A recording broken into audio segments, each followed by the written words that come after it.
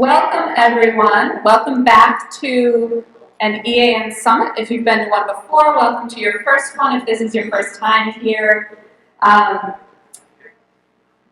name, for those of you who don't know me, is Cara Robechek. I'm the Deputy Director and Network Manager at Energy Action Network.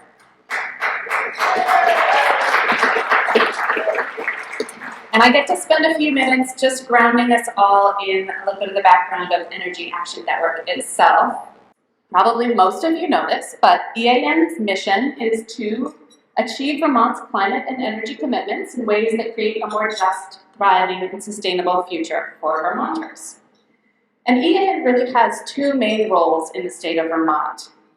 As a nonprofit organization, we're probably best known for our deep data gathering and analysis, which we present each year in an annual progress report for Vermont.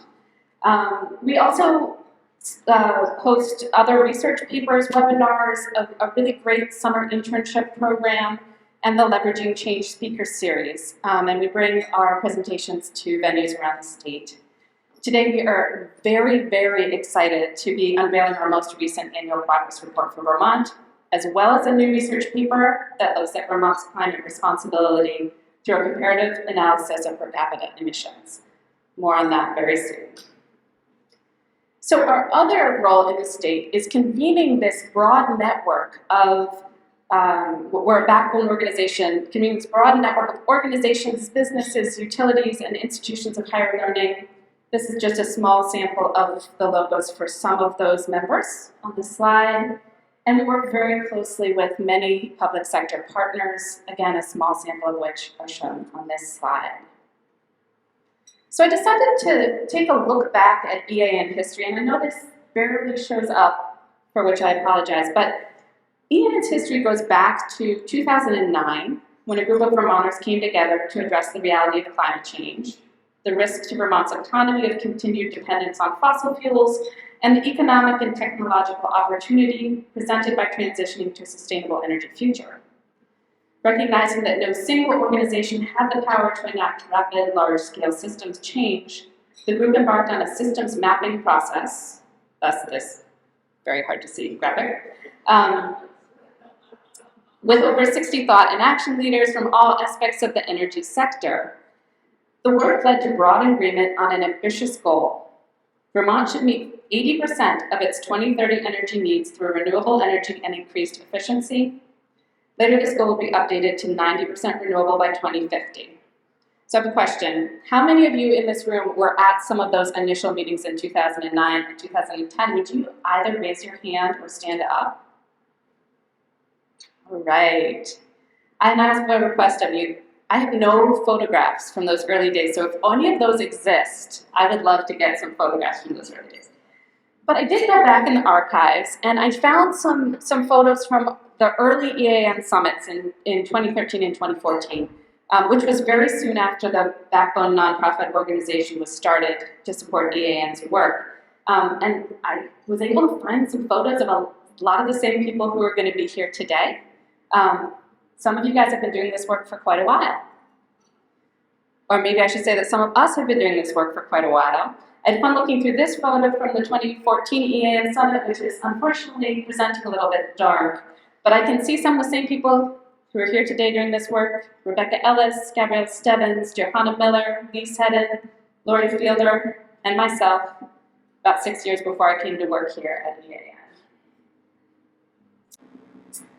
So who is EAN? I'm going to have you all get up and do a little stretch for a moment. So if you've ever served on EAN's board of directors or been on EAN's staff, would you stand up right now? Yay! Okay, if you have ever shared data with EAN as part of the development of our annual progress report for Vermont or helped us with some analysis, would you stand up right now? Yay! If you've ever been part of one of the EAN network action teams, would you please stand up right now?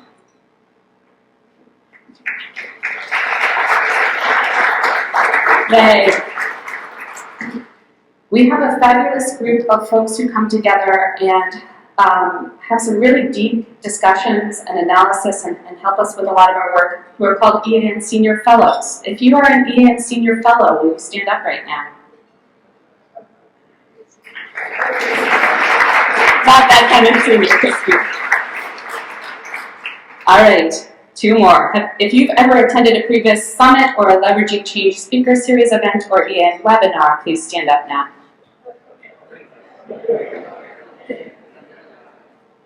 Most of the room.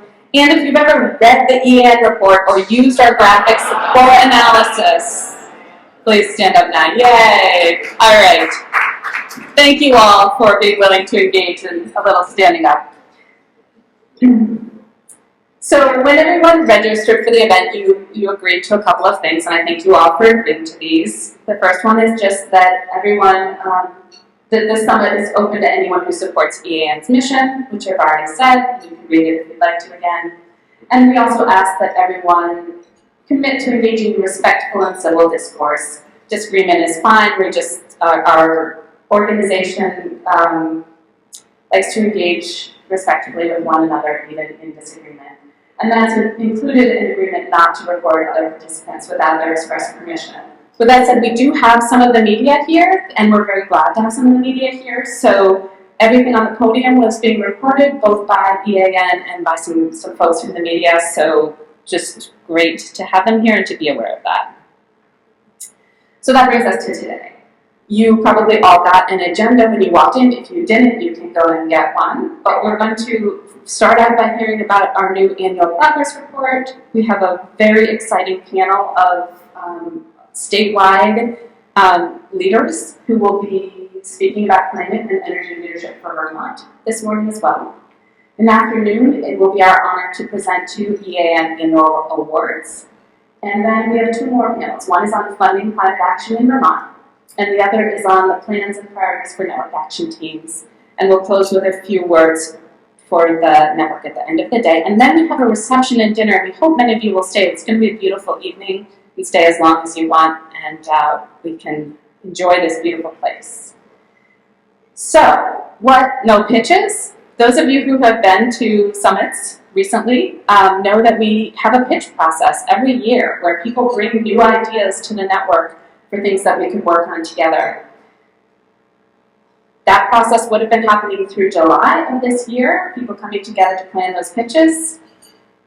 The climate crisis had a little bit of a different plan for us. So we ended up not having pitches coming to the network this year, which is not a bad thing necessarily, because as a network and the board of directors have been discussing for a while, how do you give enough attention to the network action teams you already have versus bringing in new ideas? So we're excited to keep working with the network action teams we already have. And sorry not to have pitches this year, but it's okay. We have plenty to do with our current network action teams.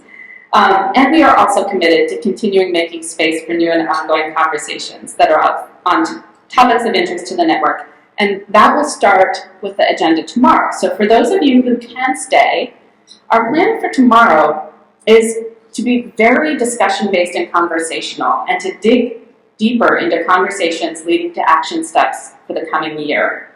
So we're going to have a carefully curated agenda where we're going to share what we already know is working well in Vermont and other jurisdictions. We're going to gather together some ideas of resources we already know exist. And then we're going to start discussing how we can match what needs to be done with the resources that are available, and brainstorming some next steps for the network action teams and the network. And these are the specific topic areas that we're going to dive in on. We're going to be sitting at tables with the different network action teams and themes that we work on, and we're going to talk about funding and finance. How can Vermont really access all of the available funding for climate and energy initiatives? And then we're going to take a pause, and we're going to come back, and we're going to talk about how do we deploy those dollars? How do we actually get the work done? And that's more on the communications and program design side of things. If you're not registered for tomorrow, you have time to be here tomorrow morning, we would love to have you. We may not have enough food for you, but we would very much love to have you in the room. We will have seats at the table. And we will also be reviving the Leveraging Change speaker series and setting up other opportunities for dialogue in the coming year. So we hope you'll join us for those as well. My final note is that as in past events, we will do our Q&A at every panel, at every presentation using the app Slido. And the reason we do this is you either on the back of your agenda, using this QR code, or going to slido.com on any phone or computer, and then putting in the code EAN 2023. You can type your questions in as a panel is going, you can type your questions in as a speaker is speaking, and then people can upvote the questions they're most interested in. And what that lets us do is sort of curate the questions so that the questions that get asked are the ones that most people are most interested in and not just the first person who shoots their hand up. If anyone doesn't have the technology, we can get you some Post-it notes to write down questions as well, or you can ask your neighbor to put it in their phone. The questions are anonymous, it does not necessarily have a name attached to it, but we'd love to hear the